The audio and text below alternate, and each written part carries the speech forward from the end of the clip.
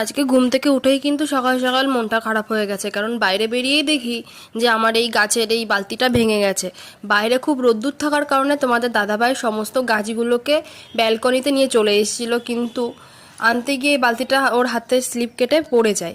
পড়ে যাওয়ার পরে দেখো বালতিটার কি অবস্থা হয়েছে, পুরো মাটি টাটি পড়ে গেছে এবং বালতিটা এমনভাবে ভেঙেছে যে একে আর ঠিক করা যাবে না। কিন্তু রাখার মতো আর পাত্রও খুঁজে পাচ্ছিলাম না, যে বালতিটা পেয়েছি সেটাও কিন্তু ভাঙা ছিল, তবুও এটাকে দিয়ে আজকে কাজ চালালাম। কি করব বলো।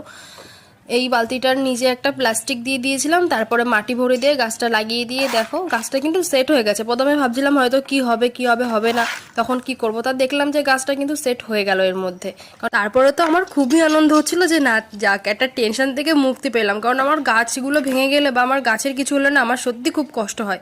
তারপরে দেখো গাছগুলো এত সুন্দর করে বসিয়ে দিয়েছি আর মাটিগুলো ঠিকঠাক করে দিলাম, শেষে দেখো গাছটা কিন্তু ঠিক হয়ে গেছে। তোমরা কমেন্ট করে জানাও যে আমার আইডিয়াটা কেমন লাগলো তোমাদের।